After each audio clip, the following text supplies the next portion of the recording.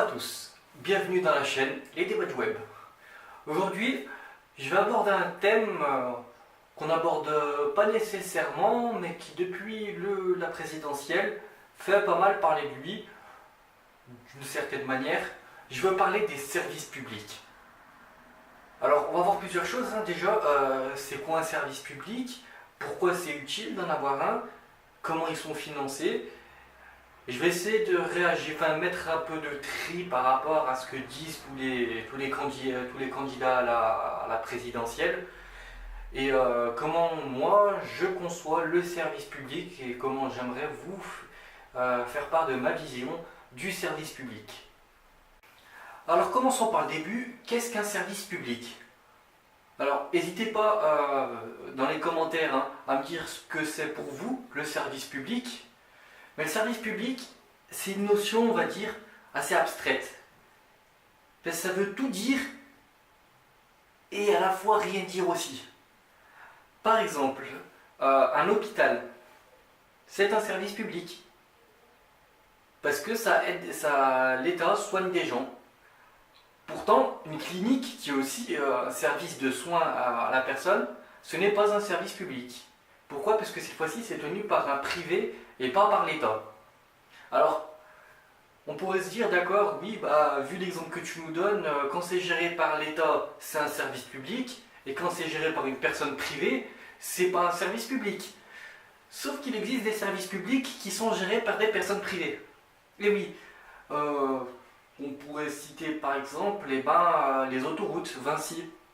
Alors, on dit souvent c'est privatisé, c'est privatisé. Les autoroutes ne sont pas exactement privatisées parce qu'elles n'appartiennent pas entièrement à Vinci. En fait, Vinci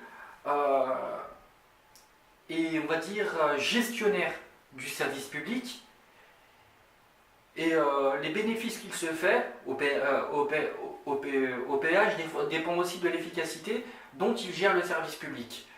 Il reçoit des aides de l'État pour gérer les routes et tout le patati patata, mais il en tire du bénéfice. Bien sûr, c'est limité par l'État parce qu'il ne faut pas non plus qu'ils nous prennent trop pour des pigeons. Donc il existe des cas comme ça où les services publics peuvent être gérés par des personnes privées. Et les services publics, c'est quelque chose qui nous entoure, je vais dire, au quotidien. Vous allez à la poste, c'est un service public, bien qu'il se fait privatiser de plus en plus. Vous allez à la SNCF, c'est un service public. Vous allez à votre piscine municipale, c'est un service public.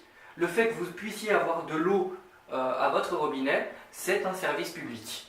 Alors les services publics sont omniprésents, ils sont partout autour de nous. La question est, comment on les finance? Eh bien tout bêtement, j'ai envie de dire tout bêtement, majoritairement, c'est des impôts qui financent. En France, on paye beaucoup d'impôts, c'est vrai. Mais ces impôts servent notamment à financer les services publics. Une piscine municipale, par exemple, elle tourne majoritairement aux impôts locaux. Elle ne se tourne pas uniquement au prix du billet d'entrée que vous payez. Parce que, faut savoir, on paye à peu près nos piscines 5 €, le prix d'entrée, le ticket. Le prix de revient par client, c'est à peu près 8 € une piscine. Donc on a plutôt de la chance, oui. Alors pourquoi 5 €? Parce que l'autre partie, c'est payé avec nos impôts. En tout cas, les impôts locaux servent à financer nos piscines municipales. Et les services publics, bon, c'est l'exemple de la piscine, mais c'est par exemple aussi des trucs beaucoup plus, je vais dire, beaucoup plus hauts. C'est par exemple la préfecture. Toute l'administration française, c'est un service public. Et le service public, il tourne avec ce qu'on appelle des fonctionnaires. Ce sont les fonctionnaires qui sont les employés du service public. À ce titre-là, ils sont bien fonctionnaires et pas salariés. C'est-à-dire que leur contrat qui les lie avec l'État offre des garanties autres que celles que pourrait offrir un contrat de travail de particulier à entreprise privée. Alors maintenant, maintenant que je vais dire, on a dégrossi ça, on arrive à toucher du doigt à peu près ce qu'est la notion de service public. Et là-dessus, je vous invite à vous référer à pas mal d'ouvrages sur le service public. Hein. J'en mettrai une petite liste dans la description de la vidéo. J'aimerais dire pourquoi c'est important d'en avoir des services publics. Et là-dessus, j'aimerais vous faire part d'un petit reportage, d'un docu-fiction qui a été présenté par Michael Moore. Ça s'appelle, je crois, comment ça s'appelle, Who We Invade Next. Je crois que ça s'appelle comme ça. Je vous mettrai le lien dans la description. Hein, où il faisait le parallèle entre ce qu'on paye nous en France comme impôt et ce que payent les Américains comme impôt. Et on voit bien que oui, les Américains payent beaucoup moins d'impôts que nous les Français, mais que nous, dans la quantité d'impôts qu'on paye, on a une quantité de services publics incroyable. L'école, l'eau, l'électricité, le transport, transport ferroviaire, transport urbain, je sais pas, il y a quoi d'autre, les routes, la sécurité, plein de choses. Aux États-Unis, pour le peu de taxes qu'ils ont à payer, tous les services publics que nous on a, eux, ce sont des services privés. Le transport, par exemple, ce ne sera pas un service privé, ce ne sera pas géré par la ville. Ce sera un service, privé, ce ne sera pas un service public. Ça veut dire, les compagnies de transport, ce sera géré par une entreprise privée dont le but est de faire du bénéfice. Et là, je veux dire, c'est le principal choc entre le service public d'un côté et le privé de l'autre. C'est que le service public n'a pas pour but de faire du bénéfice ou d'être rentable. Le seul but du service public, c'est pouvoir assurer un service qui puisse satisfaire un service nécessaire à tous, satisfaire les besoins d'un service nécessaire à tous. Il faut que ça réponde d'un bien d'intérêt général. Le transport en France est considéré comme faisant partie de l'intérêt général. Et c'est une nécessité de pouvoir de se déplacer, on va dire, à prix, on va dire, raisonnable. Ce qui fait qu'en France, même une personne, je veux dire, qui n'est pas non plus, qui est pas richissime, peut se déplacer. Aux États-Unis, quelqu'un qui veut prendre le bus, faut pas croire que son billet va lui coûter $1. C'est beaucoup plus cher. Et c'est pour ça qu'en France, on a cette conception du service public, je veux dire, on a ce service public établi d'une telle manière spécifique à la France. Et qu'on se doit, j'ai envie de dire, de défendre le modèle de service public qu'on propose. Et aujourd'hui, j'en viens aux candidats des présidentielles. Il y a certains candidats des présidentielles, je ne citerai pas de nom, qui prévoit de sucrer, je sais pas moi, 50 000, 500 000 fonctionnaires. Qu'est-ce que ça veut dire? Ça veut dire en gros que le service public devra être soit d'une part tenu par des personnes privées, parce qu'à 500 000 suppressions de postes, il y a forcément des services publics qui vont passer à la trappe et du coup qui vont être récupérés par du privé. Soit avoir un service public qui va reposer sur moins en moins de personnes. Ce qui fait que ces personnes-là qui travaillent vont avoir des charges beaucoup plus importantes sur leurs épaules. Et là, je parlerai par exemple du domaine hospitalier, où des infirmières peuvent se retrouver à gérer une dizaine de lits dans un hôpital. Et c'est quand même assez catastrophique, parce que le service de la santé, c'est un service essentiel dont la demande la demande de santé explose. Ce qui fait qu'on doit aller, je veux dire, de plus en plus pour satisfaire cette demande.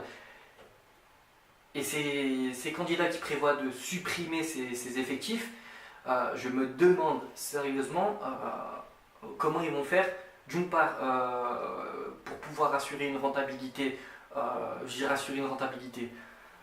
assurer une continuité du service public tel qu'on puisse offrir un service satisfaisant. Je dis pas de qualité ou je sais pas quoi, juste satisfaisant. 500 000 fonctionnaires, ça va être aussi des fonctionnaires, ça va être aussi des instituteurs qui vont passer à la trappe. Parce que les instituteurs, les professeurs des écoles, le prof de votre fils ou de votre fille en maternelle ou au collège ou au lycée, euh, ce sont des fonctionnaires. Parce qu'ils remplissent une mission d'intérêt général, un service public. L'école publique est un service public, géré par des fonctionnaires, ces fonctionnaires qui sont vos professeurs. Et ces professeurs-là, ils assurent, j'ai envie de dire, le forgeage de l'esprit des jeunes enfants qui vont assurer plus tard le futur de la France. C'est pour ça que cette proposition de sucrer 500 000 fonctionnaires, c'est catastrophique. C'est quand même assez catastrophique. Alors, hormis ça, j'ai aussi entendu pas mal de choses, genre il faut optimiser le service public, plus de flexibilité. Concrètement, qu'est-ce que ça veut dire plus de flexibilité? Pour moi, concrètement, quand j'entends flexibilité dans le service public ou je sais pas quoi, c'est aussi faire du ménage, c'est aussi faire du tri, c'est aussi mettre des emplois, faire passer des emplois à la trappe pour donner plus de travail à d'autres. Et ça, bah non. Domaine hospitalier, l'école, l'école en pâtit déjà, l'hôpital, bah, je viens de le dire. Après, bon, bah, qu'est-ce que ça va faire? Après, bah, les personnes qui travaillent dans les villes et qui, je sais pas moi, qui nettoient vos rues ou je sais pas quoi, ça aussi c'est un service public. Est-ce que vous imaginez, déjà, je sais pas, prenons une grande ville comme Paris, est-ce que vous imaginez moins on va dire, de cantonniers? Non, c'est impossible. Je veux dire, ça c'est des services nécessaires à la survie de la ville. Donc voilà, c'est pour ça cette notion de service public qu'on a en France, ce modèle de service public qu'on a en France, c'est un modèle qu'il faut défendre. Et en aucun cas, il faut supprimer le service public. Parce que le service public, en vérité, il appelle le service public. Alors, quand on vous dit, ok, celui-ci c'est géré par l'État, vous allez payer juste de quoi amortir les coûts. Et puis après on vous dit non, bah finalement on va le confier à une entreprise privée, l'entreprise privée elle va vous gonfler les prix comme je sais pas possible, comme je sais pas quoi, pour faire du fric. Qu'est-ce que vous dites? Qu'est-ce que vous dites? Alors on se plaint en France de payer trop d'impôts, mais il faut savoir à quoi servent ces impôts. Ils servent justement à financer ça. Et c'est à ça que doit financer les impôts, doit servir à financer les impôts. Bien sûr, hein. Parce que je dis pas bien sûr que après une bonne partie de notre argent sert à financer des, je sais pas moi, des salaires de députés à 10 000 euros pour aller finalement les foutre en Suisse. Mais bon, ça après c'est de la moralité, ça c'est de la moralité publique, ça touche plus le domaine du service public. Moi maintenant, ce qu'il faut vraiment savoir, c'est que ce service public en France, il faut qu'on le protège et il faut qu'on le défende. Et ce service public en France, il est de plus en plus mis à mal. On voit, on le voit dans les, je sais pas si dans vos villes c'est le cas, mais on voit de plus en plus de bureaux de poste qui ferment, les personnes qui doivent faire presque, je sais pas moi, 10 bornes pour poster une lettre. Qu'on ait en France des déserts médicaux, c'est quand même assez grave. Parce qu'on a déjà fermé des hôpitaux qui font que certaines personnes qui habitent dans des trous paumés de France sont obligées de faire 80 km pour se faire soigner en urgence à l'hôpital. C'est beaucoup, hein. C'est beaucoup, et c'est trop, Et je veux dire, si on paye des impôts, c'est pour qu'on puisse maintenir une qualité de service public. Et ça, c'est intolérable. Donc voilà pourquoi je trouve ça quand même assez choquant et assez quand même triste de vouloir condamner en France le service public et que nos politiques veulent condamner le service public. Pour moi, le service public, c'est une chance qu'on a en France parce il est très développé. Il est plutôt très développé. Comparé aux autres pays, il est très développé. On a je veux dire, l'assurance, je sais pas, la sécurité sociale, c'est un service public. Et qu'est-ce qu'on serait sans la sécu? Qu'est-ce qu'on serait en France sans la sécu? Je veux dire, aux États-Unis, ils ont tenté de foutre l'Obamacare. Pour les quelques personnes à laquelle ça a profité, Donald Trump veut la supprimer. Ils vont se retrouver dans une mouise. Mais noire.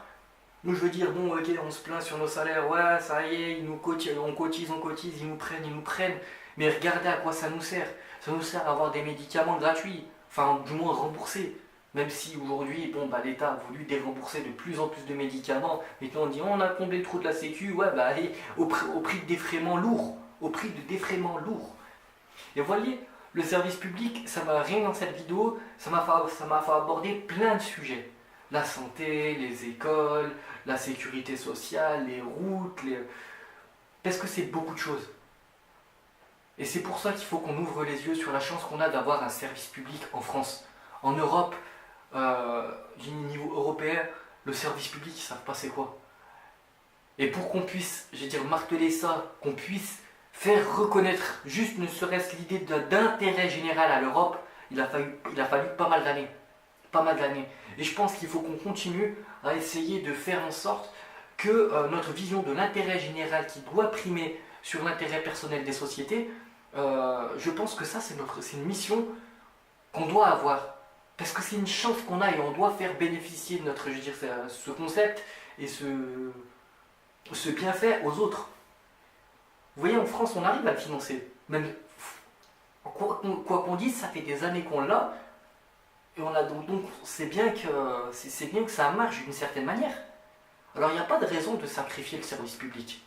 Le service public, c'est ce qui nous permet à tous de vivre dans une société saine. Si on n'a plus de service public, on sera en catastrophe. Donc voilà, ça c'est ma vision du service public, hein, et j'espère que vous partagez la même. En tout cas, je vous invite à partager la vôtre dans les descriptions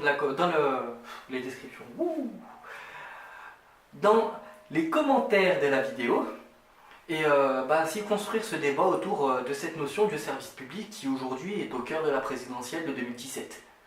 C'était les débats du web, j'espère que vous avez apprécié cette vidéo, hein. N'hésitez pas à partager la vidéo, c'est le plus important pour faire vivre le débat. Lâchez un petit pouce bleu, ça fait toujours plaisir. Abonnez-vous parce que il n'y a pas de raison, hein. Plus on sera de nombreux à participer, plus le débat sera constructif. Et oui, en parlant de débat, je rappelle tout de même les règles de bienséance d'un débat sain. On n'inscrit pas d'insultes, on parle en langage correct et on respecte la vie de l'autre. C'est le plus important dans un débat. Sinon, on s'appelle France 2. Et ça, c'est les débats du web. Voilà. Donc j'espère que vous serez nombreux à commenter cette vidéo. Passez une bonne journée. Bien à vous.